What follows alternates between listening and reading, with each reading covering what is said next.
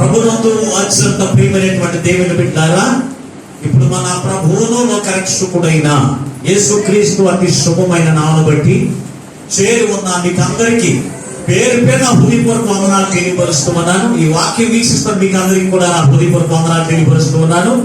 అలాగే ఈ మట్లాది వారి యొక్క శుభాలు కూడా ఆ పరిశుద్ధాత్మ దేవుడు మీకు అనుగ్రహించును గాక. ఆమేన్. ప్రభునందు అత్యంత ప్రియమైనటువంటి దేవుని బిడ్డలారా, ఈ దినమందు దేవుని యొక్క వాక్య ధ్యాన నిమిత్తము పరిశుద్ధ గ్రంథం నుండి ఒక మాటిని రోజున దేవుని యొక్క వాక్యముగా ధ్యానం చేసుకుందాము. మత్తయి రాసిన సువార్త 21వ అధ్యాయము మొదటి వచనము నుండి ఒక 3 మాటలు మనం చదువుకుందాం. మత్తయి రాసిన సువార్త 21వ అధ్యాయము మొదటి 3 వచనాలు చదువుకుందాం. తరువాత యెరూషలేమునకు సమీపించి ఒలివ చెట్ల కొండ దగ్గర ఉన్న బెత్ఫగేకు వచ్చినప్పుడు యేసు తన శిష్యులలో ఇద్దరిని చూచి, మీ ఎదురున్న గ్రామమునకు వెళ్ళుడి. వెళ్ళగానే కట్టబడిన ఒక గాడిదయు దానితో ఉన్న ఒక గాడిద పిల్లలు మీకు కనబడును. వాటిని విప్పి నా ఎద్దుకు తోలుకుని రండి. ఎవడైనను మీతో ఏమైనా అయినా అవి ప్రభువునకు కావలసినవని చెప్పవలెను. వెంటనే వాటిని తోలిపెట్టునని చెప్పి వారిని పంపెను. ప్రార్థన చేసుకుని వాక్యాన్ని నేర్చుకుందాం. మమ్మలను శాశ్వతమైన ప్రేమతో ప్రేమించి మా కొరకు ప్రాణం పెట్టిన యేసయ్య మీకు వందనాలు, స్తోత్ర. గత కాలం అంతా నీ ఉచితమైన కృపలు మమ్మల్ని అందరికీ కూడా భద్రపరిచి ఈ పునరుద్ధాన పండుగ దినములో మమ్మల్ని అందరినీ కూడా తోడుకుని వచ్చిన ఆయన మిమ్మల్ని స్తుతించడానికి, నీ ఆరాధించడానికి మీరు ఇచ్చిన గొప్ప తరుణం బట్టి మీకు వందనాలు, స్తోత్ర. ఎంతవరకు పాటల ద్వారా అలాగే ఆరాధన ద్వారా నీ నామములకు మహిమ తెలుసుకున్నామయ్యేది మీకు వందనాలు, స్తోత్ర. నీ కొద్ది మాటలు మేము ధ్యానం చేస్తూ ఉండగా మీ పక్షముగా నిలబడి దాసుని సిలువ చోటును మరుగుపరిచి నీ దాసుని అందరి ఆత్మ నుంచి ఆయన నీవే మాతో శూన్యంగా మాట్లాడుతూ ఉండగా వెనగలుగు చెవి, గ్రహించగల మనస్సు, లోబడి అనుసరించి నడిచే మనసు అయ్యా ప్రతి బిడ్డని వరకు అనుగ్రహింపజేసి నీ రాకడకు ఆయుక్తపరచమని అతి త్వరలో పెండు కుమారుడిగా రాజుల రాజుగా రానై ఉన్నా యేసు పరిశుద్ధమైన నామమున ప్రార్థించి వేడుకొనుచున్నాము పరమ తండ్రి. ఆమేన్. దేవునికి స్తోత్రం, దేవునికి స్తోత్రం. హల్లెలూయా, హల్లెలూయా. ప్రభునందు అత్యంత ప్రియమైనటువంటి దేవుని బిడ్డలారా, ఈ చదవబడిన వాక్య భాగములు చూసినప్పుడు ఈ రోజున ప్రపంచం అన్ని చోట్ల కూడా మట్లాదివారముగా అంటే పామ్ సండే అనేటువంటి దానిగా ప్రతి ఒక్కరు కూడా ఆరాధన చేస్తూ ఉంటారు. ఇలాగూ ఆరాధన చేయడానికి గల కారణం ఏమిటి అని మనం ఆలోచన చేసినప్పుడు యేసుక్రీస్తు ప్రభువు వారు ఆయన యెరూషలేములోకి ప్రయాణమును మనం చూడగలుగుతూ ఉన్నాం. ఈ చదవబడిన వాక్య భాగంలో మనం చూసినప్పుడు ఆయన ఒలివ కొండ దగ్గర ఉన్న బెత్ఫగే బేతానియా అనే స్థలముల నుంచి యెరూషలేములోనికి ప్రయాణము అతడు చేయవలసి వచ్చింది.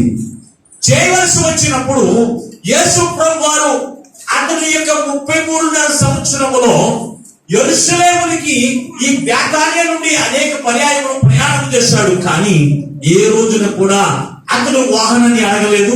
అతను ప్రయాణములకు వాహనం కానీ ఆయన యాత్రలు చేయడానికి ఎటువంటిది కూడా అతను కోరుకోలేదు దేవుని బిడ్డలారా. కానీ ఈ బేతానియా స్థలంలో నుంచి యెరూషలేముకు అనగా ఇది ఎక్కడ ఉందంటే యెరూషలేముకు సమీపంగా ఒక 2 కిలోమీటర్ల సుమారులో ఉన్నటువంటి స్థలము బెత్ఫగే బేతానియా అనేటువంటి స్థలము. ఈ స్థలం నుంచి ఆయన ప్రయాణం చేయడానికి ఆయన శిష్యులు అందరినీ పిలవలేదు. 2 శిష్యులైన వారిని పిలిచాడండి.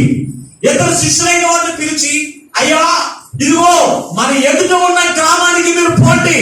వెళితే అక్కడ ఒక కుటుంబం దగ్గర ఒక గాడిదను, ఆ గాడిదతో కలిసి ఒక గాడిద పిల్ల కట్టబడి ఉంటుంది. వాటిని ఇప్పుకుని తీసుకున్నారండి. అయితే ఎవరైనా నువ్వు ఎందుకు ఇప్పుకుని తీసుకున్నావు అని ప్రశ్నిస్తే కనుక ఇది ప్రభువునికి కావలసి ఉందని చెప్పండి. అతడు ఆ గాడిద పిల్లని విప్పి మీకు ఇస్తాడు అని చెప్పినప్పుడు 2 శిష్యులైన వారు కూడా ప్రయాణం చేశారు. ప్రయాణం చేసి ఎదుట ఉన్న గ్రామానికి వెళ్ళినప్పుడు అక్కడ ఒక గాడిద పిల్ల కట్టబడి ఉన్నాయి.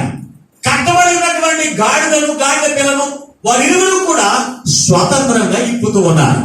ఇప్పుతూ ఉన్నప్పుడు అక్కడ ఆ యొక్క గాడిద పిల్ల కలిగినటువంటి యజమానైన వారు అక్కడ ఉండి, అయ్యా మా గాడిద పిల్లను వెతికి తిప్పుతూ ఉన్నాం అని అడిగారు.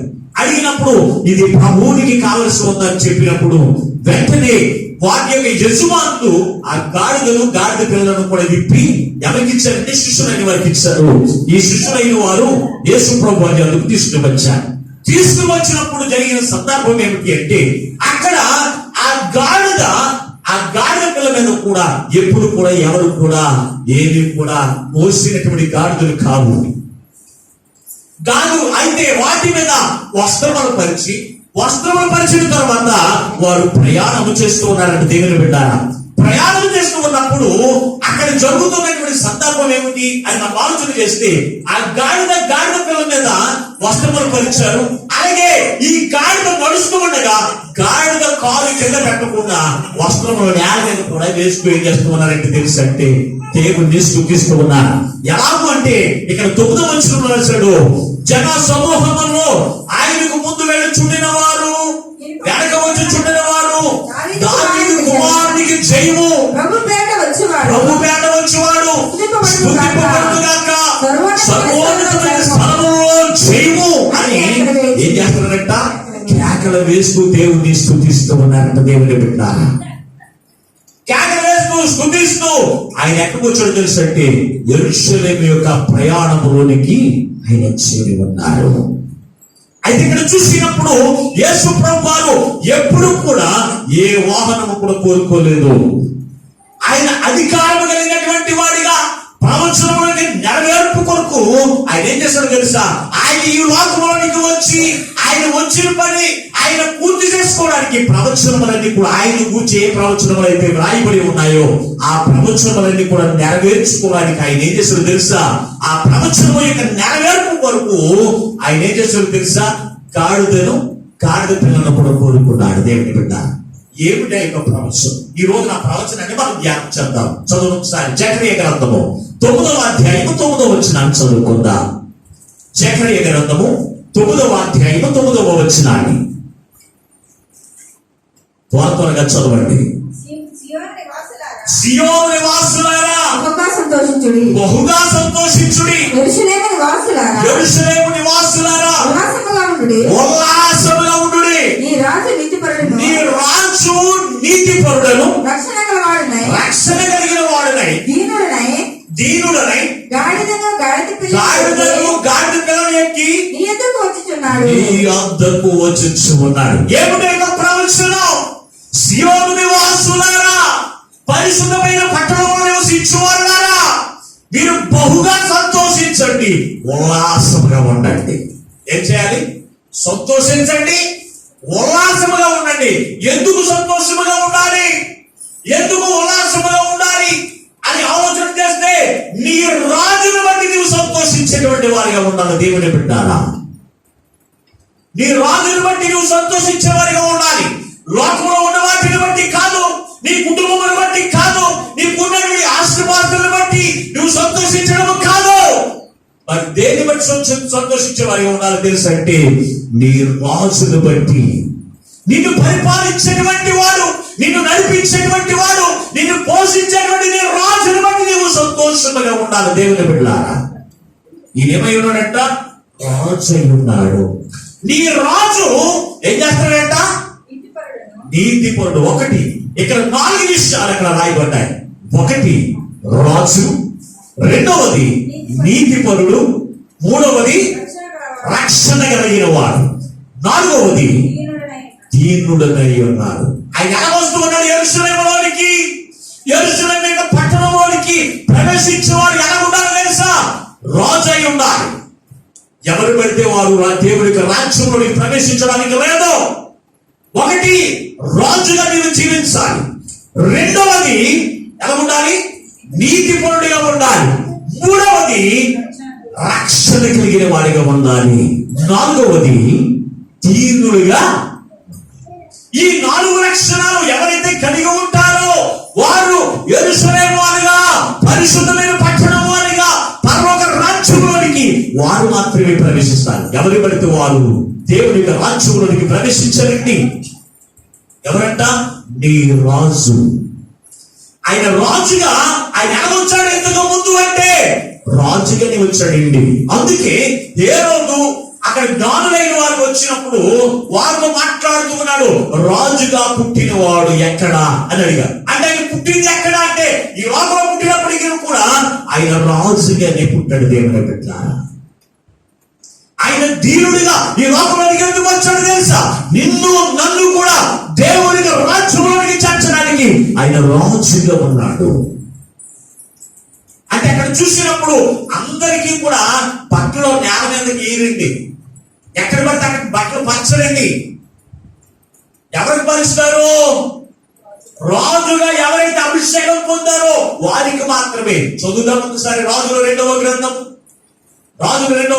9వ అధ్యాయము 12వ 13వ వచనాన్ని చదువుకుందాం. 2 వచనాలు 12వ వచనం 13వ వచనాలు.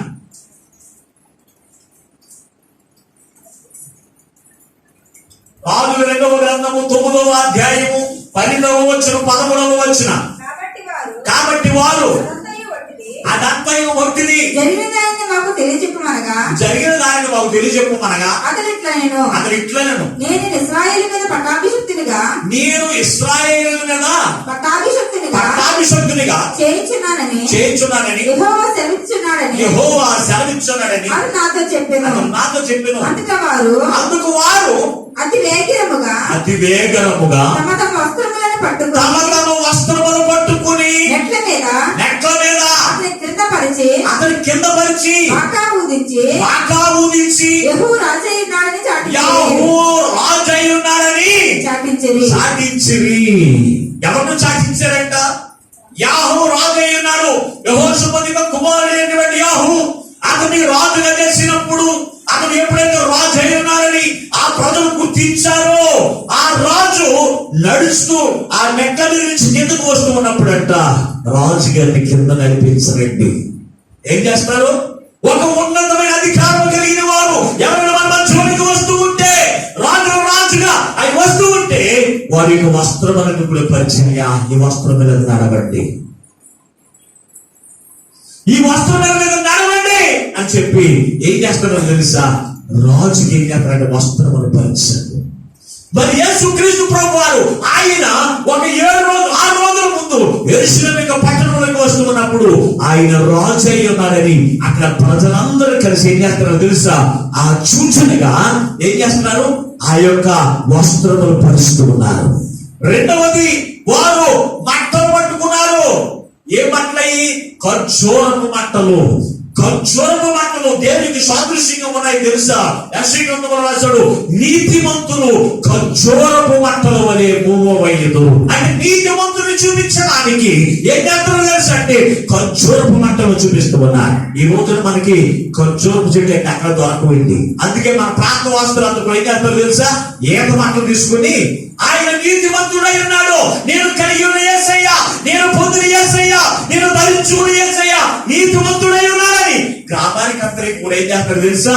యేసయ్యను చూపించేటువంటి వారిగా. ఆయన రాజులకు రాజు, ప్రభువులకు ప్రభు, ఆయన రానయ్యున్న రాజు అయి ఉన్నాడని ఆయన ఏం చేయాలి?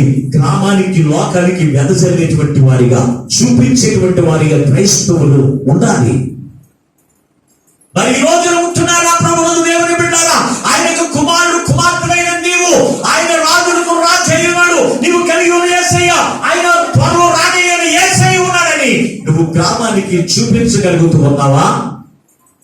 లేకపోతే నిన్ను బట్టి ఇంకొకరు చూపించలేకుండా నువ్వు దాచివేస్తున్నావా అనేది మనం ఏం చేయాలి? పరిశీలించుకోవలసినటువంటి వారమై ఉన్నారు.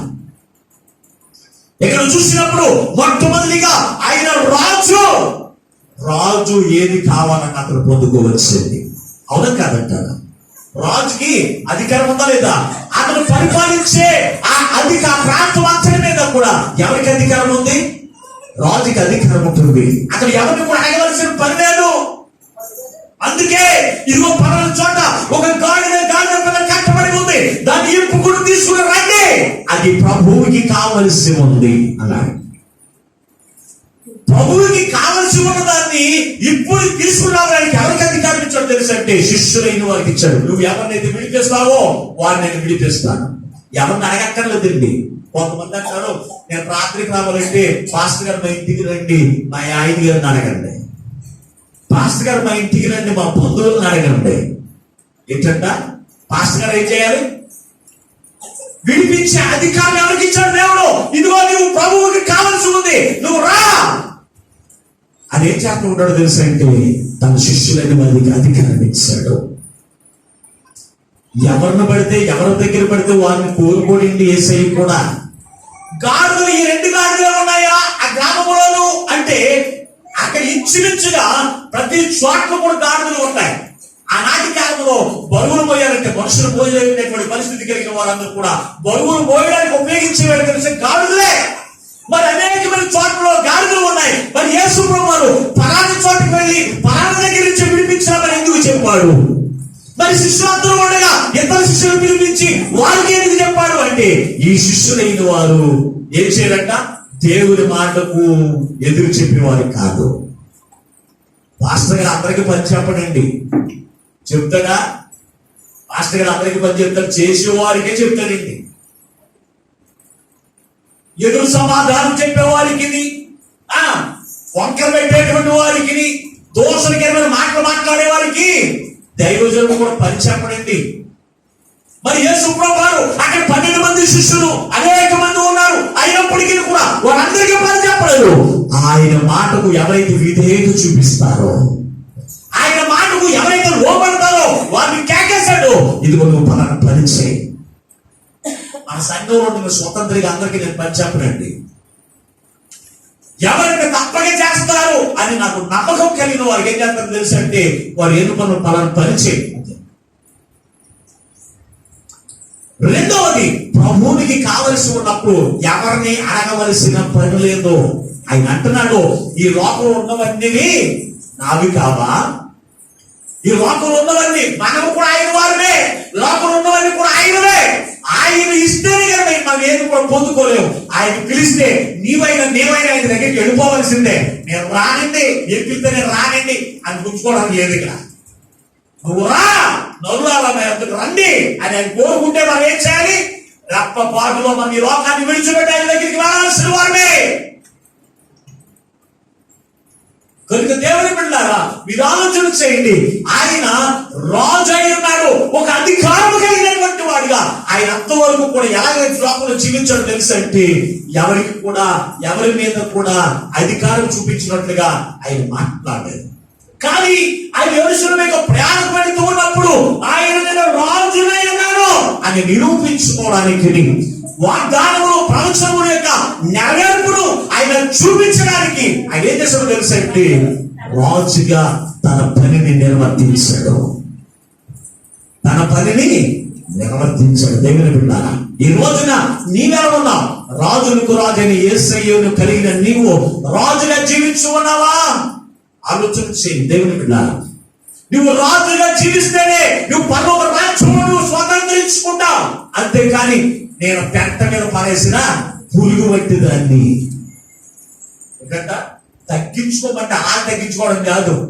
నువ్వు పెంటతోను దరిద్రంతోను దేవుతో పోల్చుకోవాల్సిన పని లేదు. నువ్వు యేసుక్రీస్తు దగ్గర రక్తం చేత కలవబడిన తర్వాత నువ్వు పెంటవారు ఉండడానికి కారణం ఏమిటి? నువ్వు పురుగు వంటి వారిగా ఉండడానికి గల కారణం ఏమిటి? ఆలోచన చేయండి, ఆలోచన చేయండి. ప్రియమైన దేవుని బిడ్డారా, ఆయన అంటున్నాడు, ఆయన రాజు, నీ రాజు ఏమై ఉన్నాడంట? నీతిపరుడై ఉన్నాడు. నీతిపరుడై ఉన్నాడు. ఒకటి, ఆయన రాజుగా తన పనిని చూపించాడు. మీ రాజు నీతిపరుడైనాడు, ఆయనను ఉల్లసించండి, సంతోషించండి, ఆనందించండి అన్నాడు. మరి ఆనాడు యెరూషలేము ప్రజలందరూ కూడా ఏం చేశారో తెలుసా? యేసుక్రీస్తు నామమును బట్టి వారు సంతోషము చేత ఆనందము చేత దేవుని మహిమపరిచారు. యెరూషలేము పట్టణం వరకు ఆయన స్తుతించుకుంటూ యేసయ్య ఈయన రాజులకు రాజు అయి ఉన్నాడు, రానయ్యున్న రాజు అయి ఉన్నాడని ఆయన గూర్చి ప్రకటించారు. ఈ రోజు నువ్వు ప్రకటించగలుగుతున్నావా? యెరూషలేము ప్రజలందరూ కూడా యేసయ్యను లోకానికి చూపించారు. ఈ రోజు నీ ద్వారా నీవు క్రైస్తవుడు అని గ్రామానికి తెలిసిపోతుందని కొంతమంది రాలేదు. కొంతమంది బైబిల్ పెట్టుకుని గ్రామంలో తిరిగితే ఈడు కూడా దేవుళ్ళలోకి వెళ్ళిపోయాడా అని వాడు ఎగతాళి చేసి ఉంటారని కొంతమంది రాలింది కూడా. గ్రామంలో తిరగడానికి, స్వార్థ ప్రకటించడానికి, యేసుక్రీస్తుని నువ్వు ధరించుకుని ఏం చేయను, నువ్వు లోకం చూపించడానికి చాలా మంది సిగ్గుపడతారండి. దేవుని బిడ్డలారా, సిగ్గుపడవలసిన పని లేదు. ఎందుకు పనికిరాని గాడిద, బరువులు మోసుకుంటున్న గాడిద యేసయ్యను ధరించుకునే దానికి విలువ వచ్చిందండి. అది నడుస్తూ ఉంటే ఏం చేస్తున్నారు, వస్త్రం వేస్తున్నారు, కింద నడబడుతున్నారు. దాని మీద ఎంతో చక్కని వస్త్రాలు దాని మీద పరుస్తూ ఉన్నారు. అది నడుస్తూ ఉంటే అరటిపట్టు పేరు పళ్ళు, అరటిపళ్ళు పెట్టి పొందడం. ఎవరి సంతోషంతో వాడు ప్రభు వైపు చూసి తిరిగి పెడుతూ ఉంటే ఈ గాడిద అనుకుందంట, ఎప్పుడు ఇటువంటి ఆనందం నేను చూడలేదే. ఎప్పుడు నేను నడుస్తూ ఉంటే బట్టలు పరిచేవారు ఎవరు నేను చూడలేదే. నన్ను చూడగానే కొట్టేవారు తప్ప నన్ను చూసి ఆహారం పెట్టేవారు నేను ఎవరిని చూడలేదు. ఎందుకంటే గాడిద దాని నోరంతా వాసననే, గాడిద నోరంతా కూడా కొప్పే. అటువంటి కొప్పు కలిగింది, అటువంటి అపవిత్రమైనటువంటి గాడిద, లోబడాలని గాడిద దాన్ని ఇప్పేస్తే ఎక్కడికి వెళ్తుంది దానికే తెలియదు. అందుకే గాడిద ఎప్పుడు కూడా ఇప్పేసి వచ్చారండి. బుర్రాన్ని ఇప్పుతారు కానీ గాడిద ఇప్పలేదు. దాన్ని ఏం చేస్తారు, కట్టేసి ఉంచుతారు. ఈ రోజు ఈ మధ్యలో ఏం చేస్తుంది తెలుసా, ఆ గాడిద పాలు బలమని ఏం చేస్తున్నారు, దాన్ని తాడు కట్టుకుని కూడా తీసుకున్నారు. ఎందుకంటే అది యజమాని కూడా గుర్తించలేదు, మర్చిపోతానే ఉంటుంది ఎప్పటికప్పుడే. ఏదన్నా యజమాని సంగతి దాన్ని గుర్తుండదు. అందుకని దాన్ని పారేసుకుని ఇంటిలోకి తీసుకొచ్చి కానీ పాలు తీసుకు ఎందుకు గ్లాసులు వందలు అన్నారా. అలా మీ దగ్గరికి వచ్చిన లేదా, మీ దగ్గరికి ఇంకా రాలేదా? ఓళ్ళు దేవుని స్తోత్రం, అన్నగారింటికి రాలేదంట, రోడ్డు పక్క నుంచి వెళ్ళిపోతున్నట్టు. ప్రభునందు దేవుని బిడ్డలారా, మీకు ఎందుకు చెప్తున్నానని తెలుసా, గాడిదకు ఉన్నటువంటి లక్షణం ఏంటో తెలుసా, దాని యొక్క స్వభావం మంచిది కాదు. కరిచే స్వభావం, కంపు కొట్టే స్వభావం, అపవిత్రమైనది. అటువంటి అపవిత్రమైనటువంటి గాడిద యెరూషలేములోనికి కానీ, దేవుని యొక్క మందిరం, దేవుని యొక్క పరిశుద్ధ పట్టణంలోనికి కానీ దానికి ప్రవేశం లేదు.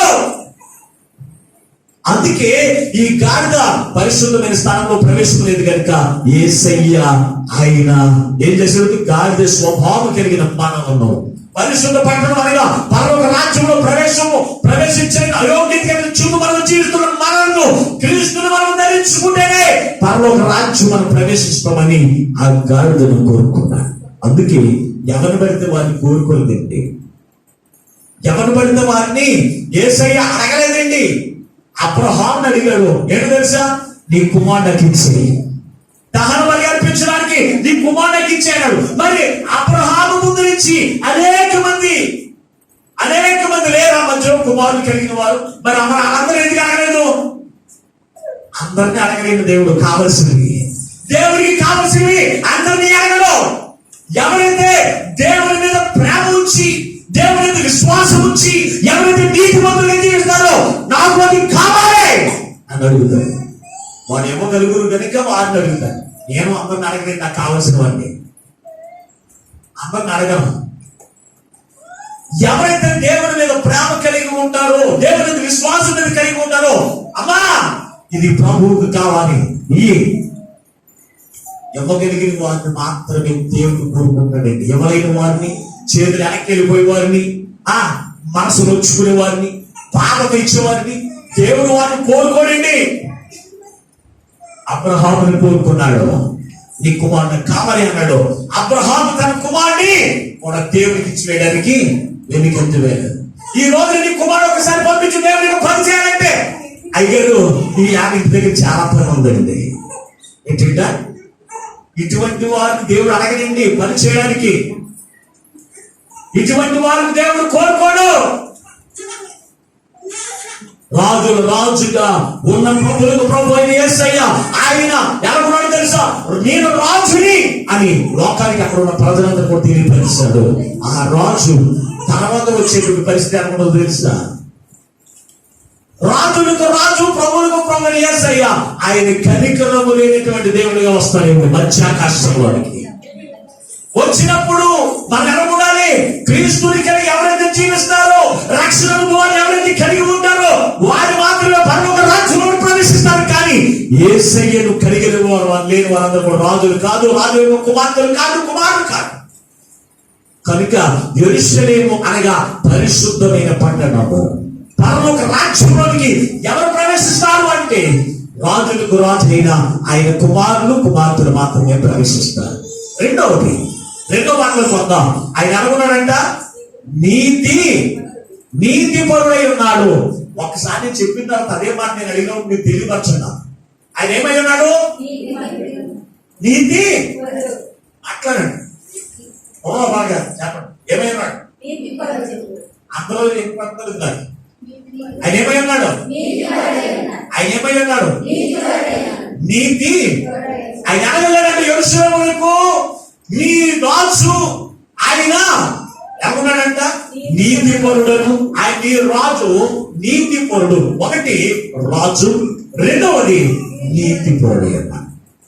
నీతిమంతులు ఉండవలసిన లక్షణం ఏమిటి? ఆయన ఎందుకు నీతిపరుడై ఉన్నాడు? ఆయన నీతిమంతుడని ఎలా గుర్తించారు? ప్రపంచంలో యేసయ్యను గూర్చి ఎలా రాశారు అని మనం ఆలోచన చేస్తే నీతిపరులకు ఉండవలసిన లక్షణాలు ఏంటో తెలుసా అంటే పరిశుద్ధ గ్రంథంలో ఒకసారి చూద్దాం. ఎందుకు ఆయన నీతిపరుడిలో ఇక్కడ చదువుతాం ఒకసారి. లూకా రాసిన సువార్త 19వ అధ్యాయం 41వ వచనం చదువుకుందాం.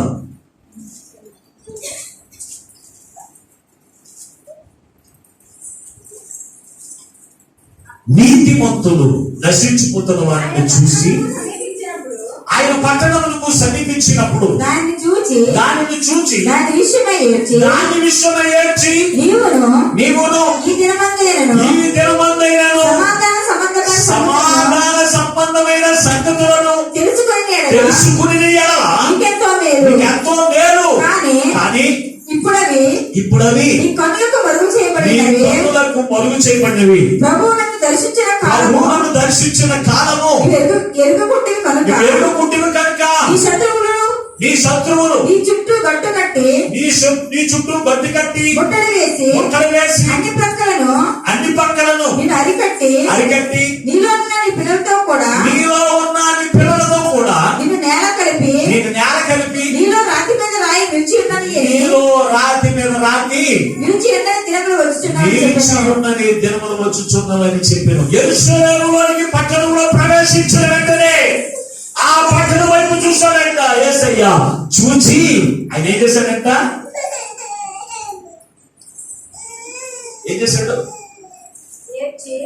ఆ పట్టణంలో చూసి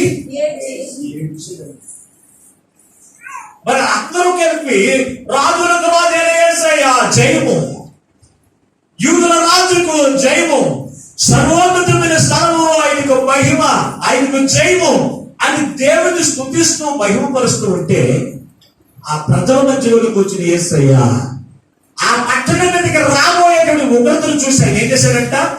ఏడ్చాడు. నీతిమంతులకు ఉండవలసిన లక్షణం ఏంటో తెలుసా? నీవు దేవుని యొక్క మాటలు అతిక్రమించి నీకు ఇష్టం వచ్చిన జీవితమును ఎవరైతే జీవిస్తూ ఉన్నారో వారి మీదకి రాబోయేటువంటి శ్రమ దినాలను చూసి మనం ఏం చేయాలి?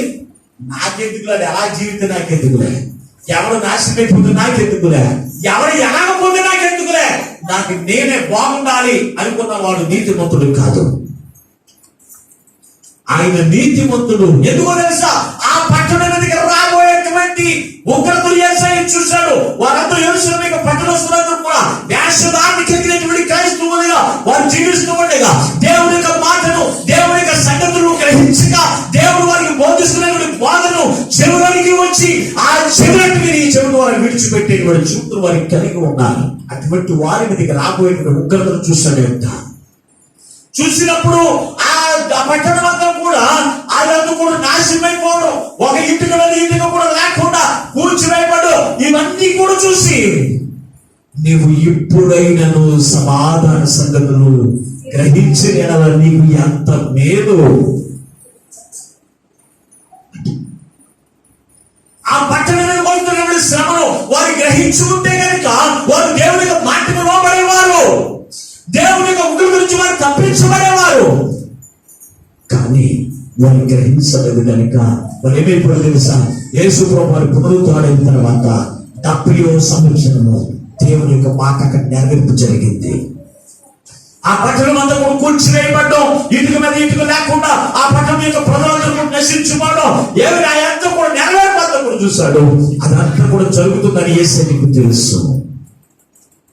జరగబోయే సంగతులు ఆయనకి తెలుసు, జరుగుతున్న సంగతులు ఆయనకి తెలుసు. ఆయనకి తప్ప ఈ లోకంలో ఎవరికి కూడా తెలియదండి.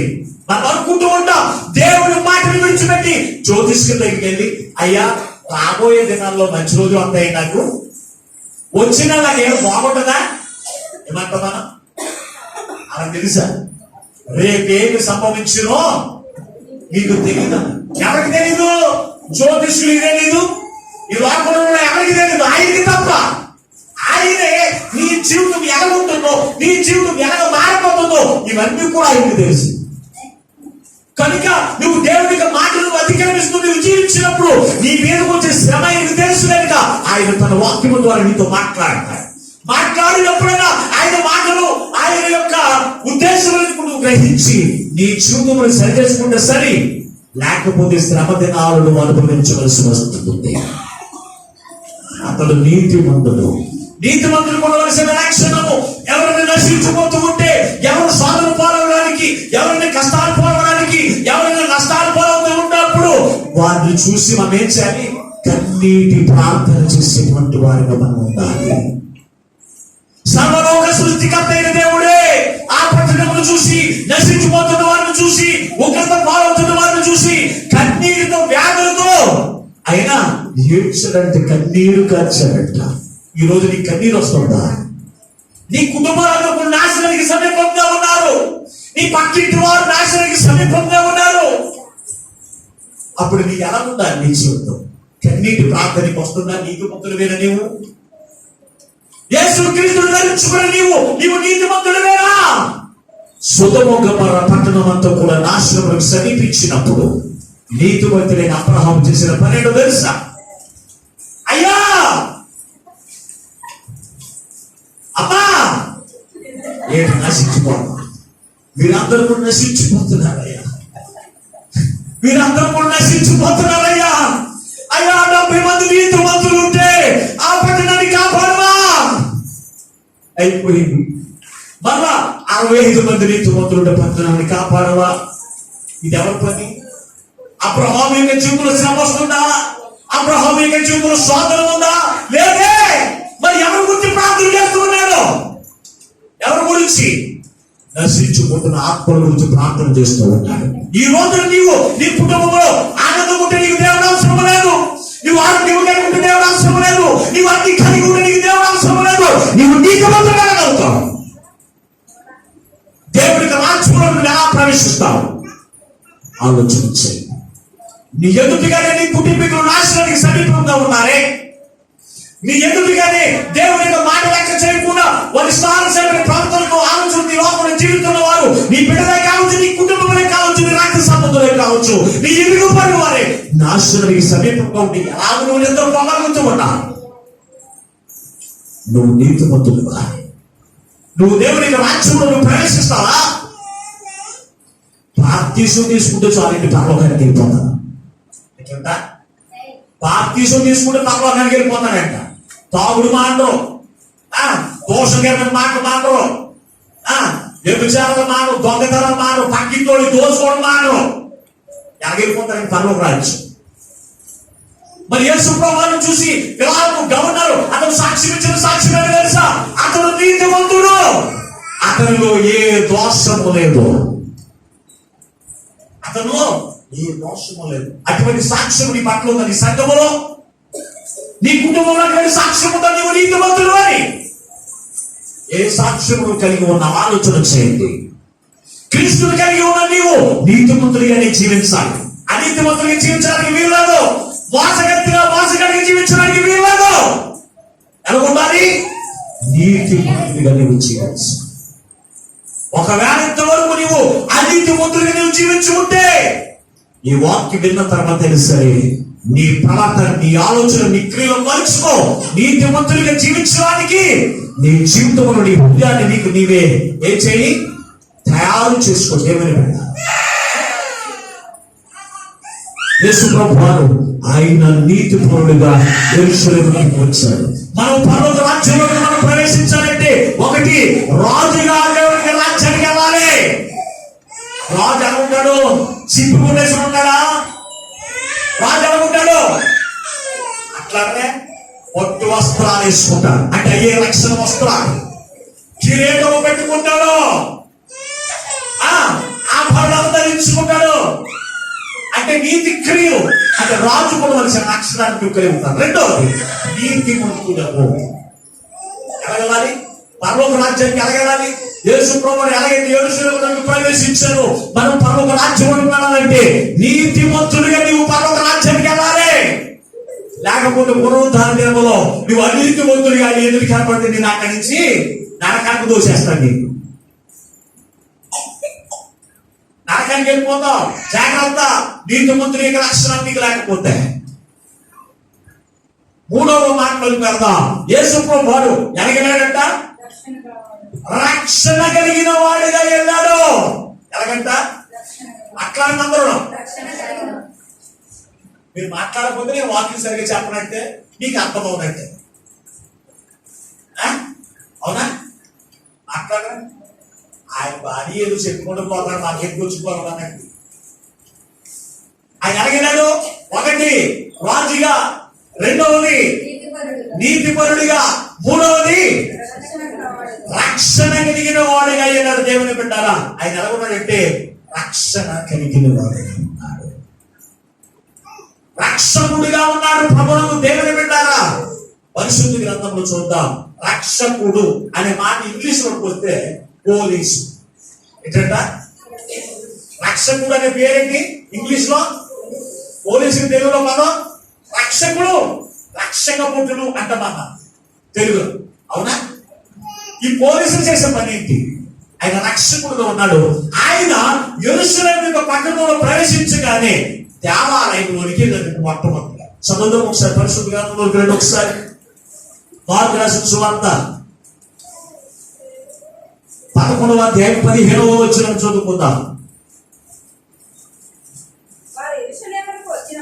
వారు యెరూషలేముకు వచ్చినప్పుడు ఆయన దేవాలయంలోకి ప్రవేశించి దేవాలయములో క్రయ విక్రయములు చేయువారిని వెళ్ళగొట్టను ఆరంభించి రోగల మార్చి వారి బలలను గుమలకు వారి పీటలను పడద్రోసి దేవాలయము గుండా ఏ పాత్ర అయినను ఎవరిని ధ్యానియకుండెను. యేసు ప్రభువు వారు ఆయన కోపపడ్డాడు అంటే ఎక్కడికి తెలుసంటే ఆయన యెరూషలేముకు ప్రయాణం వెళ్ళిన తర్వాత ఆయన రక్షకుడుగా ఉన్నాడు. రక్షకుడు ఈయన చేసిన పని ఏంటి అన్నప్పుడు ఆనాడు యెరూషలేము యొక్క పట్టణంలో, యెరూషలేము యొక్క దేవాలయంలో ఏం జరుగుతూ ఉండేది తెలుసండి? క్రయ విక్రయములు జరిగేవి. అంటే బలులు అర్పణ జరుగుతూ ఉండే. యేసు ప్రభువు అర్పణకు ముందు ఎవరైనా బిడ్డలు పుట్టినప్పుడు 2 తెల్ల గువ్వలైనను లేకపోతే పావురములైనను లేకపోతే ఒక గొర్రెపిల్లనైనా సరే దేవుని యొక్క సన్నిధికి తీసుకువెళ్ళి అర్పణ అర్పించవలసి వచ్చేది. కనుక ఎక్కడ దొరికితే గువ్వలు, ఎక్కడ దొరికితే పావురాలు, ఎక్కడ దొరికితే గొర్రెపిల్లలు అంటే దేవుని యొక్క మందిరాల దగ్గర దొరికేవి. అవి కొనుక్కుని అర్పణ చేస్తూ ఉండేవారు. దేవుని బిడ్డ అక్కడ రోగులు మార్చుకునేవారు. వారి దగ్గర ఉన్నటువంటి నాణ్యాలన్నీ కూడా మార్చుకునేవాడు. వారు దేవుని బిడ్డ రోమిల దగ్గర ఉన్నటువంటి ఆ నాణ్యాలన్నీ కూడా వారు ఏం చేస్తూ ఉంటారు తెలుసంటే క్రయ విక్రయాలు జరుగుతూ ఉండేవి. అంటే వ్యాపారం జరుగుతూ ఉండేది. దేవుని బిడ్డ ఈ రోజున కూడా దేవునికి సన్నిధిలో ఎలా ఉన్నాయి తెలుసా? వ్యాపార స్థలాలు అయిపోయింది. దేవునికి మందిరం దగ్గరే వ్యాపారాలు జరుగుతూ ఉన్నాయి. అటువంటి వారిని చూసి యేసయ్యకి ఏమొచ్చింది? కోపం వచ్చిందంట. అక్కడ బలలన్నీ కూడా ఇసిరేశాడంటే దేవుని బిడ్డ 2 తాళ్ళు కోడా చేసుకున్నట్టు వెళ్ళాడు. అక్కడ మామూలుగా కాదండి, చిత్తకుంటేయాలంటే ఒక్కొక్కటి పడుతుంది. 2 కొడాలు తాడుతో వేసుకుని పట్టుకుని వెళ్ళాడు. అక్కడ ఎవరైనా సరే నోరెప్పి నువ్వేం చేస్తున్నావు అని అడిగితే వాడిని కొడాతో తీసుకుని కొట్టడానికి కూడా ఆయన కోపం క్రేత కలిగిన వాడిగా ఉండేది. తెలుసా? ఆయన ఒక రక్షకుడిగా కనపడుతున్నాడు. పోలీసులకి కనికరం ఉంటుందా? పోలీసుల దగ్గర తప్పుడు మాటలు నడుస్తూ వారి దగ్గరికి వెళ్ళారనుకోండి, వారు ఏం చేస్తారో కనికరం చూపించరు. కొట్టేస్తారు, ఎక్కడ కొడతారో వాడికి తెలియదు. తర్వాత ఇంటికి వెళ్ళిన ఒకవేళ మోకాలు తగిలితే 6 నెలలు లేకపోతే అవసరమైతే ఆపరేషన్ కూడా చేయించుకోవాల్సి వస్తుంది. ఎక్కడ తగులుతుందో చూడరు. మరి దేవుని యొక్క మాటకు, దేవుని యొక్క ఆయన మందిరాన్ని పరిశుద్ధపరచుకోవడానికి ఆయన ఏం చేశాడో తెలుసా? కనికరం చూపించలేదు. ఆయన మందిర ఆవరణములో ఎలా ఉండాలి? నా మందిరము సమస్త జనులకు ప్రార్థనా మందిరం. ఆ ప్రార్థనా మందిరంలోనికి మనం జోడేసుకుని రామండి, మంచిదే. తాగేసి మందిరానికి రామండి, మంచిదే. దేవుని యొక్క మందిరానికి మనం వెళ్ళకూడదు. తాగుడుతో మనం వెళ్ళకూడదు, మందు తాగితే వెళ్ళకూడదు, జోడుతో మనం వెళ్ళకూడదు, అపేదలతో మందిరానికి వెళ్ళకూడదు, అయోగ్యత ఉంటే మనం దేవునికి సన్నిధికి వెళ్ళకూడదు అని మాట్లాడుతూ ఉంటాము. కానీ ఈ మందిరాలు దేవునికి రాజ్యంలోనికి ప్రవేశించండి. ఎంతయ్యా అక్కడ బెతస్దా ప్రార్థనా మందిరం ఇక్కడే వినబడుతుంది. కానీ ఈ మందిరంలో నివసించే వారు మందిరం, ఏ మందిరం గురించి మాట్లాడుతున్నారో తెలుసా? అయినా మన హృదయమైన మందిరం గురించి మాట్లాడుతూ ఉన్నాడు. ఆ మందిరం బాగు చేయడానికి ఆయన కరుణ చూపించేవాడు కాదు, ఆయన పాపం చూపించేటట్టు నీ హృదయమైన మందిరము అయోగ్యముగా ఉన్నప్పుడు, అపవిత్రత ఉన్నప్పుడు దేవుడు తన యొక్క ఆత్మావేశం చేత దేవుడు నీతో మాట్లాడుతూ ఉండగా నువ్వేం చేయాలి? నీ హృదయం అనేటువంటి మందిరాన్ని బాగు చేసుకోవాలి. శుభ్రపరచుకోవడం, నీ ఇల్లు తుడుచుకోవడం కాదు, నీ ఇంట్లో ఉన్నటువంటి కుటుంబాలను శుభ్రంగా కడిగేసుకొని తట్టం దాడించడం కాదు. మరి దేన్ని నేర్పించుకోవాలి తెలుసా? నీ హృదయమైన మందిరాన్ని బాగు చేసుకునేటువంటి వాడిగా ఉండాలి. ఆయన 2:12 తెలుసా? రక్షకుడిగా ఉన్నాడు. ఆయన నీ హృదయమైన మందిరమును బాగు చేసేటువంటి వాడిగా ఉన్నాడు. నువ్వెప్పుడైతే నీతిమంతులుగా నువ్వు జీవిస్తావో నీ హృదయం ఆటోమేటిక్గా శుద్ధీకరణ జరుగుతూ ఉంది. రక్షణ పొందిన వాడిగా నువ్వు జీవించగలుగుతూ ఉంటావు. అంతేకాని నేను రక్షించబడ్డానేంటి? రక్షించబడ్డ నీవు రక్షకుడు ఏదైతే కోరుకుంటున్నాడో అది నీలో ఉందా లేదా నువ్వు పరిశీలించుకోవాలి. నీ హృదయమైనటువంటి దేవాలయము శుద్ధీకరణ కలిగి ఉందా? అపవిత్రతతో ఉందా? అయోగ్యతలో ఉందా? వ్యాపారంతో ఉందా? ఆలోచన చేయండి. కొన్ని హృదయాలు చూస్తే ఏమన్నా తెలుసా? దొంగతనాలన్నీ నింపబడుతూ ఉంటాయి. కొన్ని హృదయాలన్నీ కూడా ఏమన్నా తెలుసా? పాపంతో నింపబడి ఉంటాయి. కొన్ని హృదయాలన్నీ కూడా దేంతో నింపబడి ఉంటాయి తెలుసా? పదుల మీదే ఉంటాయి. నేను ఇంటికి వెళ్ళాలి, పరంపరం చేసుకోవాలి, ఇంటికి వెళ్ళాలి, నాడెక్కే. కొంతమంది యొక్క హృదయాలన్నీ కూడా వ్యాపారంతో నిండిపోయి ఉంటాయండి. మరి ఇవన్నీ కూడా మనం ఏం చేయాలి? శుద్ధీకరించుకునేటువంటి వారికి మనం ఉండాలి. అదే రక్షణ పొందిన నీవు నీ హృదయమైనటువంటి దేవాలయమును యేసయ్య నీ హృదయమును నివసించినట్లుగా ఆయన ప్రార్థనా స్థలముగా నీ హృదయాన్ని నువ్వు చేసుకోవాలి. దేవుని విన్నారా? అందుకే మాట్లాడుతున్నాడు. ఆయన ఎలా వచ్చాడు యెరూషలేము పట్టణంలో కంటే? ఒకటి, రాజుగా వచ్చాడు. రెండవది మనం చూస్తే ఆయన ఎలా వచ్చాడంట? నీతిమంతుడిగా ప్రయాణమై వచ్చాడు. మూడవది మనం చూస్తే ఆయన ఎలాగున్నాడంట? రక్షకుడిగా. నువ్వు ఎలాగున్నావు? నీ కుటుంబానికి రక్షకుడిగా ఉన్నావా? యెహోషువను చూసినప్పుడు యెహోషువ అక్కడ ప్రజలకు కూడా రక్షకుడిగా ఉన్నాడు. నేను నా ఇంటి వారును యెహోవాను మాత్రమే సేవించగలను అంటే అతను ఎలాగున్నాడు? కుటుంబానికి ఒక రక్షకుడిగా ఉన్నాడు. నీవెలాగున్నా నీ కుటుంబానికి? రక్షకుడు పొందుకున్న నీవు ఆయన రక్షకుడిగా ఉన్నాడు. ఆ రక్షకుడు నువ్వు కలిగి ఉన్నా కనుక నీవు నీ కుటుంబానికి, నీ బంధువులకి, నీ రక్త సంబంధులకి, నీ ఇరుగు పొరుగు వారికి రక్షకుడిగా ఉంటున్నావా లేకపోతే పక్షకుడిగా ఉంటున్నావా? కొంతమంది మనుషులు తినేస్తారండి. ఎలాగా నోట్లో పడేసుకుని తినేస్తారండి. పొద్దున్నే నీ నోట్లోకి పడ్డానా నేను ఏమంటారండి? అమ్మా అంటారే ఏమంటారు? ఒక్కొక్కరు గోరు విరామం బూతులు తిట్టిన తిట్లకి ఆయన చూసి భయపడిపోయినాడు. ఏమంటారు తెలుసా? పొద్దున్నే నీ నోట్లోకి పడ్డానా తల్లి అయిపోయినాయి కదా నవ్వులేస్తావు నువ్వు. అన్నవాళ్ళకి లేరా ఎవరన్నా? లేకపోతే ఈ విషయం అసలు ఎవరికి తెలవదంట. నాకు ఒక్కడికే తెలుసు. నేను బాగా తినేస్తానని మనుషులకు ఒకరిని వదలను, నేను ఎవరు దొరికిన వదలను. నేను దేవుడు నాకు ఇచ్చినటువంటి వాక్యమును బట్టి తింటా తమ కూతురుతో కాదు. మీరు ఎలాగైతే తింటున్నారు ఈరోజు? రక్షకులుగా ఉన్నారా, రక్షకులుగా ఉన్నారా? అట్లానే నేను రక్షకులుగా ఉన్నవాడిని అనుభవం చేద్దంటే హృదయపూర్వకంగా వెళ్తారు మళ్ళీ, లేకపోతే నేను అడుగుతారు మళ్ళీ ఎవరు రక్షించారు? దేవుని స్తోత్రం, హల్లెలూయా.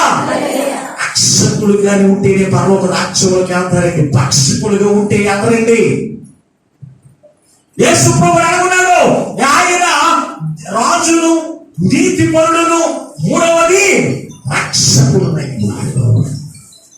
నీవెలా ఉన్నా రక్షకుడుగా ఉండాలి. నీ కుటుంబానికి, నీ కుటుంబాన్ని ఎలాగైనా రక్షించుకోవాలి. ప్రార్థన చేసి దేవుడి యొక్క ప్రేమను చూపించి, దేవుడి యొక్క క్రియను చూపించి నీ కుటుంబాన్ని కూడా రక్షించుకునేటువంటి వారికి నీవు ఉండాలి.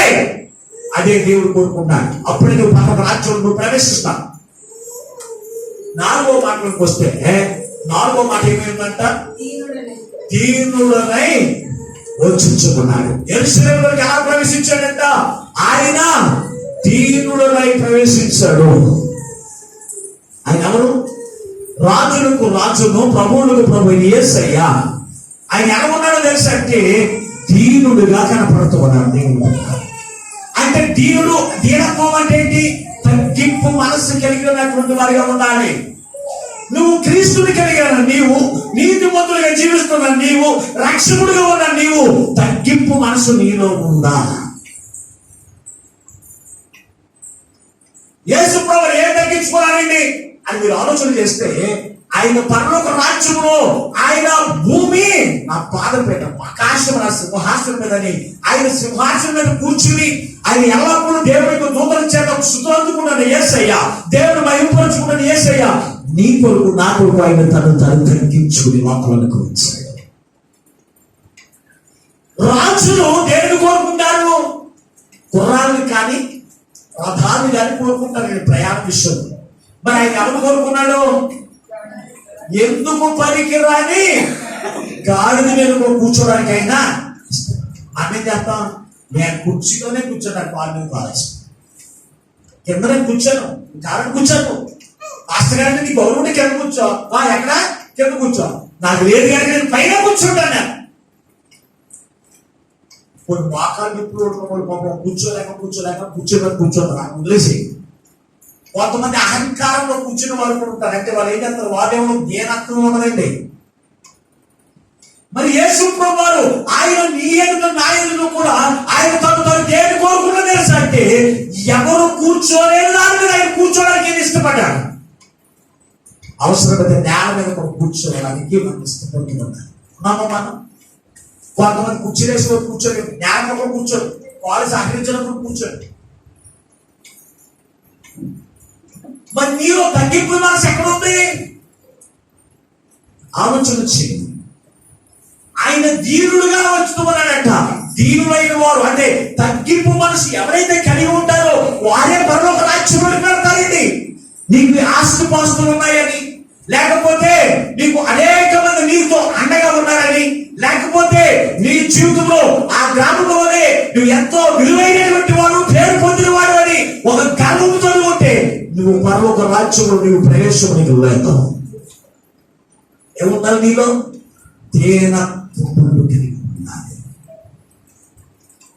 ఈ దీనుడు ఎవరు కోరుకున్నాడో? గాడిదను కోరుకున్నాడు. దేవుని బిడ్డ, మరి నువ్వు ఎవరు కోరుకుంటున్నా?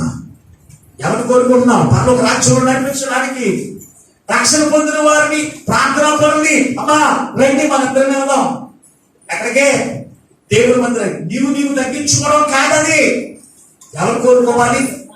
రక్షణ ఎరగనటువంటి వారిని, అయోగ్యులైనటువంటి వారిని, క్రీస్తు యొక్క ప్రేమ ఎరగనటువంటి వారిని మనం ఏం చేయాలి? ప్రభు యొద్దకు నడిపించేటువంటి వారిని మనం తగ్గించుకోవాలి. ఉన్నావా తగ్గింపు జీవితం నీలో? సహోదరుని తీసుకురావడానికి నీకు తగ్గింపు మనసు ఉండదు. నీకు ఉంటుందా? పక్కనున్న సహోదరుని పిలిచి ప్రార్థనకి వెళదాం అనే మనసు నీకు అసలు ఉంటుందా? సహోదరి విషయంలో నువ్వు తగ్గించుకోవు, ఇంకా ఎవరిని? రక్షణ ఎరగనటువంటి వారిని, వాక్యం ఎరగనటువంటి వారే దీనుడు.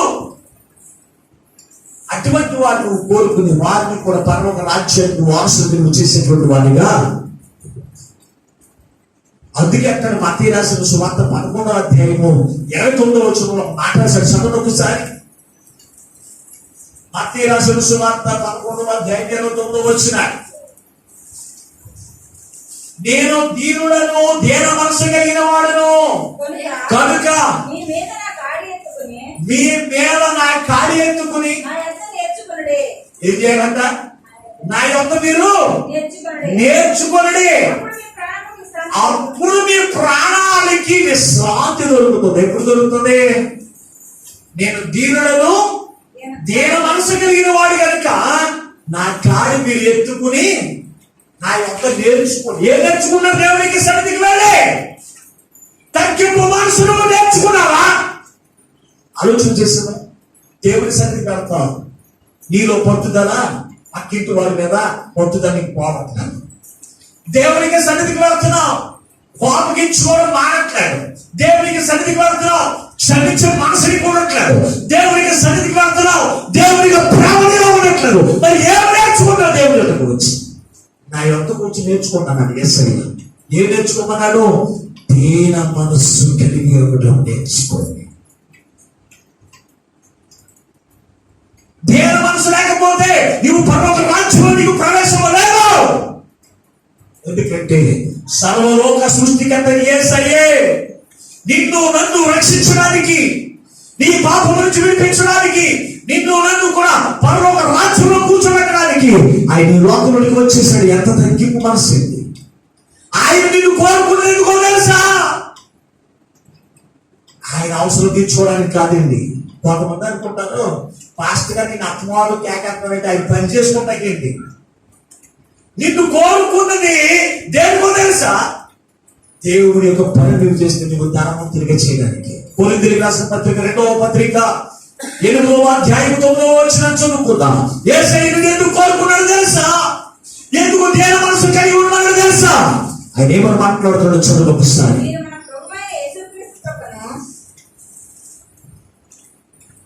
చదవండి. యేసుక్రీస్తు కృపను ఎరుగుదురు కదా. ఆయన ధనవంతుడై ఉండి మీరు తన దారిద్ర్యము వలన ఆయన దరిద్రము వలన ధనవంతులు కావాలని ఈ నిమిత్తము ఆయన ఎవరి నిమిత్తము దరిద్రుడు అయ్యాడండి? యేసయ్య ఎవరి నిమిత్తము? అట్లానే నీ నిమిత్తం కాదా? నా నిమిత్తం అనట్లేదు, మా నిమిత్తం కూడా అనట్లేదు. ఇలాగే చూస్తాం. పాస్టర్ గారి నిమిత్తమే అయ్యాడు దరిద్రుడు. ఎవరి నిమిత్తం అయ్యాడైనా? గట్టిగా చెప్పండి. మీ సొమ్ము సాతాన్ని కొట్టేది బయటికి లేదు. ఎవరి నిమిత్తము? మన నిమిత్తం ఆయన ఏమయ్యాడంట? ఎందుకు దరిద్రుడు అయ్యాడు? మన దరిద్రుడిని చేయలేక. కొంతమంది అంటారు క్రీస్తు కలిగిన వారంతా కూడా దరిద్రులైపోతారు. మనల్ని ధనవంతులుగా చేయడానికి ఆయన మన ధనవంతులు చేస్తాడు. ఆయన రాజులకు రాజు, ప్రభులకు ప్రభు అయిన యేసయ్య ఆయన ధనము ద్వారా మనకిచ్చి మన ఏం చేస్తాడంట? మనలో ఉన్న దారిద్ర్యాన్ని తీసివేసి ఆయన మన ధనవంతులుగా చేయడానికి నిన్ను నన్ను కూడా కోరుకున్నాడు. నికాడిద స్వభావం కలిగిన మనలను, అపవిత్రమైన మాటలు మాట్లాడుతున్న మనలను, అపవిత్రమైన స్థలంలో తిరుగుతున్న మనలను, అయోగ్యమైన చూపుతున్న జీవితున్న మనలను ఎందుకు కోరుకున్నాడు తెలుసా? నిన్ను నన్ను ధనవంతులుగా చేసి పరలోక రాజ్య భోగులను అనుభవించడానికి సిద్ధపరచడానికి నిన్ను నన్ను కోరుకున్నాడు. అదే మాట్లాడుకోవాలి. అదే మాట్లాడుకోవడం ప్రభుత్వం దేవుని పెడతారు. అందుకే ఈ రోజు నిన్ను నన్ను కోరుకుంటాడు. ఎందుకో తెలుసా? నిన్ను నన్ను ధనవంతులుగా చేయడానికి. ఆయన కలిగిన వారు ఎవరు కూడా దరిద్రులు కాదు. ఆయన కలిగిన వారు ఎవరు కూడా పేదలు కాదు. ఆయన కలిగిన వారు ఎవరు కూడా ఆహారం లేని వారు కాదు. ఆయన కలిగిన వారు ఎవరు కూడా ఆరోగ్యవంతులు కాదు, అనారోగ్యవంతులు కాదు. సమృద్ధి చేత నింపబడిన వారే. ఆయన కలిగిన వారందరికీ కూడా ఏ మేలు కూడా కొద్దివైందండి. నీతిమంతులు కలుగు ఆపదలు అనేకములు దేవుడు ఆయన వారి ఆపదలన్నిటి నుంచి యెహోవా యందు భయభక్తులు గల వారు ఎలాగో ఆశీర్వదించబడతారు. దీవెనలన్నీ దేవుడు మనకు కుమ్మరింపజేస్తున్నాడు కదా. మన ఆయన కలిగి ఉంటే మనం దరిద్రులైపోతామా? మాట్లాడరా దేవుడు పెట్టదు. మొన్న శుక్రవారం నేను చెప్తూ ఉన్నాను, ఆ యొక్క గొలుసు ప్రాంతం టైంలో సంఘానికి అందరికీ గుట్ల వాళ్ళని ఆశపడ్డాను. నా దగ్గర అయితే డబ్బులు లేవు. ఉన్న దాంట్లోనే ఒక ప్యాకెట్ తెప్పించాను. ఇక్కడ వచ్చిన తర్వాత ఎక్కువ మంది కనపడ్డాను. మీకు తెలియకుండా నా దగ్గర ఒక 100 రూపాయలు పెట్రోల్ కొట్టించుకోవడానికి కూడా ఇక్కడ నుంచి ఇంటికి వెళ్తాను కూడా డబ్బులు లేవండి. అటువంటి పరిస్థితుల్లో నేను ప్రార్థన చేసుకుంటూ ఉన్నాను. ప్రార్థన చేసుకుని వెళ్ళేం చేసాను తెలుసా? మళ్ళా రొట్టె ప్యాకెట్, ఆ డబ్బులతోనే రొట్టె ప్యాకెట్ తీసుకొచ్చి మందులో ఇచ్చాను. దేవుడు ఏం చేశాడు తెలుసా? నవసరం తీర్చడానికి ఒక వ్యక్తిని లేవనెత్తాడు. వచ్చి ప్రార్థన చేయించుకున్నాక 200 పంపించాడు. ఎందుకు చెప్తున్నానంటే నీతిమంతులకి ఏది కూడా పొదుపై ఉండదు. నీతిమంతులకి ఎవరికి ఏది కూడా పొదుపు సంతోషం చెంద. అదే నేను ఆ 100 రూపాయలతో పెట్రోల్ పంపించుకుని ఉంటే దేవుడు నాకు రెట్టింపు ఆశీర్వాదం ఇచ్చేవాడు కాదు. వెంటనే హ్యాపీగా 150 రూపాయలు పెట్రోల్ కొట్టి 50 రూపాయలు చేసేసింది. సంతోషం. ఆలోచన చేయండి. క్రీస్తుని కలిగిన వాళ్ళెవరు కూడా పేదలు కాదు, దరిద్రులు కాదు. మనందరూ ఉన్నటువంటి వారు ధనవంతులే. ప్రభువును దేవుని పెట్టారు. ఎప్పుడు నువ్వు రాజులకు రాజైన క్రీస్తు యొక్క కుమారులుగా కుమార్తెలుగా జీవించినప్పుడు, నీవు నీతిమంతులుగా జీవించినప్పుడు, నీవు రక్షణ పొందిన వారిగా నీవు జీవించినప్పుడు, దీనుడుగా తగ్గింపు మనసు నీవు జీవించినప్పుడు నీ జీవితంలో ఏది కూడా కొదువై ఉండదు. మరి అటువంటి జీవితం నీకుందా? ఈ ఉదయకాలం దేవుడు నిన్ను అడుగుతూ ఉండగా అటువంటి జీవితం నీకుందా? గాడిలో అంటే నిన్ను పరలోక రాజ్యంలో కూర్చోబెట్టడానికి ఆయన తను తగ్గించుకునే లోపలకు వచ్చాడు. నువ్వు ఆయన నిమిత్తం నువ్వు ఏమి తగ్గించుకున్నావు? అమ్మా, దేవుడు ప్రేమను బట్టి నువ్వు తగ్గించుకుంటే నేనలా తగ్గించుకున్నానండి పలానాడు ఎలాగన్నాను. అసలు పాస్టర్ గారు మాట కూడా ఏంటండి? అటువంటి దౌర్భాగ్య ఆలోచన కలిగిన వాళ్ళు ఉన్నారు మన సంఘంలో. నాకు ఇప్పటికీ బాగా నేను ఏడుతాను ఇంటికి వెళ్ళిన తర్వాత వీళ్ళంతా ప్రేమతో నవ్వుతూ పోదామని నవ్వుతారు. కానీ ఇంటికి వెళ్ళి దీన్ని బట్టి నేను ఏడుస్తానండి. దైవజనుడు ఏడితే మనకు ఆశీర్వాదం కాదండి. దైవజనుడు ఏడిస్తే మనకు ఆశీర్వాదం కాదండి. ఆ యెరూషలేము పట్టణాలను చూసి ఆయన కన్నీరు విడిచాడు. ఆ పట్టణానికి క్షేమం వచ్చిందా? ఏమొచ్చింది? నాశనమైపోయింది పట్టణం మొత్తం. కనుక దేవుని బిడ్డలారా, ఎంతవరకు నువ్వు రాజులకు రాజు యేసయ్య వస్త్రములు ధరించుకున్న నీవు, రక్షణ వస్త్రములు ధరించుకున్న నీవు, ఆయన ఆభరణములు, ఆయన కిరీటము, నీతి కిరీటము ధరించుకున్న నీవు ఆ రాజకుమారుడు జీవించండి. దరిద్రుడు జీవించినట్టుగా పేటల మీద వ్యర్థమైన స్థలాల్లో తిరిగి చూపు ఉండడానికి వీలు లేదు. రాజులకు రాజు, రాజులైనటువంటి వారు ఎక్కడ పడితే అక్కడ తిరగనండి. అపవిత్రమైన స్థలాల్లో వారు ప్రవేశించనండి. పరిశుద్ధమైన స్థలాల్లో వారు తిరుగుతారు. నువ్వు ఏ స్థలాల్లో తిరుగుతున్నావు? రాజు కుమార్తె కూడా నీవు. రెండవది, నీతిమంతులుగా నీవు జీవించాలి. నశించుకుపోతున్న వారిని గురించి నీ భర్తే కావచ్చు, నీ భార్య కావచ్చు, నీ బిడ్డలే కావచ్చు, ఎవరైతే నశించుకోవడానికి సిద్ధంగా ఉన్నారో వారి గురించి నువ్వు అనుదినము కూడా ప్రార్థన చేయాలి.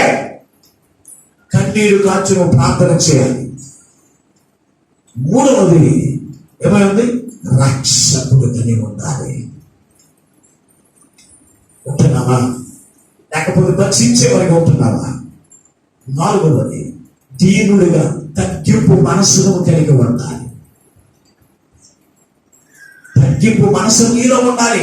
ఎదుటి వారు హెచ్చించబడుతూ ఉన్నప్పుడు నీవేం చేయాలి? అయ్యో అటువంటి హెచ్చింపు మనసు నాకు ఉందయ్యా, తగ్గింపు మనసు నాకు తెచ్చాను.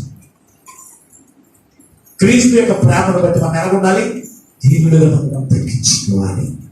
ఒకవేళ నీ శత్రువైనటువంటి సాధారణ మనుషులు ప్రవేశించి నేను రెచ్చగొడుతున్నప్పటికీ కూడా నువ్వు దేవుడు ఒక్కటే, అయ్యా నాలో హెచ్చింపు మాత్రం నాకు ఉందయ్యా, నీ ప్రేమ నాకు తెచ్చాలి నాయన, నీ ప్రేమను బట్టి ఇటువంటి తగ్గింపు మనసు నాకు ఈయన అని ప్రార్థించగలిగి ఉండాలి. అప్పుడే అలాగూ నీ జీవితం కొనసాగితే యెరూషలేము అనగా పరిశుద్ధమైన పట్టణము, పరలోక రాజ్యం, ఆ పరలోక రాజ్యంలోనికి అప్పుడే నువ్వు ప్రవేశిస్తావు.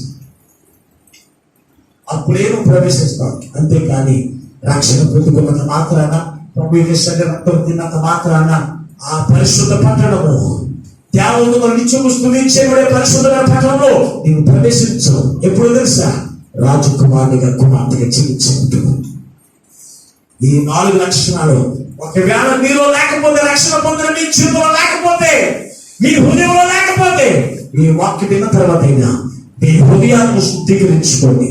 మీ హృదయమైన దేవాలయాలను శుద్ధీకరించుకొని పరిశుద్ధపరచుకోండి. ఆ దేవాలయమే దేవుడి యొద్దకు నడిపించబడుతుందని సంగతి జ్ఞాపకం చేసుకుని, ఒకవేళ మీ హృదయమైన దేవాలయము అపరిశుద్ధతోను, అయోగ్యతతోను, కల్మషంతో నింపబడి ఉంటే, ఈ వాక్యము ద్వారా మీ హృదయాన్ని శుద్ధి చేసుకుని నీతిమంతులకు జీవించండి. దీనత్వం కలిగి ఉండండి. రక్షకులుగా ఉండండి. పరలోక రాజ్యాన్ని స్వాగతించుకోండి. అందుకే యేసయ్య నీ కొరకు నాకు దివాపడానికి వచ్చి ఆయన ప్రాణ పెట్టింది ఎందుకో తెలుసా? ఆయన గాయపరచబడింది ఎందుకో తెలుసా? ఆయన అవమానించబడింది ఎందుకో తెలుసా?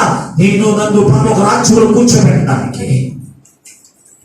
కనుక ఆ పరలోక రాజ్యం వారసులుగా ఈ 4 లక్షణాలు కలిగి ఆయన రాజ్యం స్వతంత్రించుకుని క్రీస్తుతో నిరంతరం ఆనందించిన గొప్ప వాక్యము ఆ పరిశుద్ధాత్మ దేవుడు ఈ వాక్యమైన మీకు అందరికీ అనుగ్రహించును గాక.